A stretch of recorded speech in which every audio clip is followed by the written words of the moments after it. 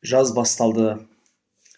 Енді баяғыда білеміз бәріміз, бала кезімізде жаз басталғанда өзім балалық шағым Қызылорданың Қазалы деген жерінде өтті.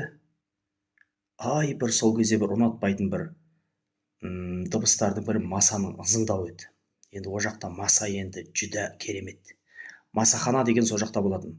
Міндетті түрде далаға жатамыз, өйткені о жақтың күні де түні де ыстық.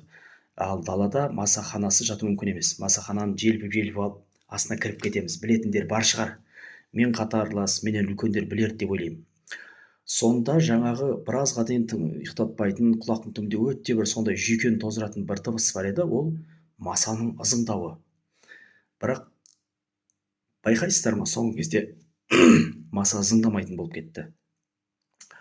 Мүлдем ызыңдамайтын болып кетті масалар. Неге деп ойлайсыз ғой? Ойланатынбыз, сол маса неге ызыңдамай кетті деп. Бірақ бір қызығы, маса негізі сол баяғы маса ызыңдап жүрген. Бірақ тек жас ұлғая келе адам сол масаның ызыңын естімей қалады екен. Яғни біз кәртейіп келе жатырмыз деген сөз ғой. Түсіндіңіздер ма? Масаның ызыңын естімей қалдық деген сөз, біз үлкейіп кеттік деген сөз екен. Ал негізінде жас балалар әлі де сол ызыңды естиді екен. Бірақ біз естімейміз. Бұл енді сондай құбылыс та. Біз қазір ызыңдап тұрса да естілмейді бізге. Біз өйткені үлкейіп кеткен адамдармыз. Сіз осыны білдіңіз ба? Білсеңіз, осы ақпаратты білдім деп жазыңыз. Білмесеңіз, білмедім деп комментарийда қалдырыңыз. Рахмет.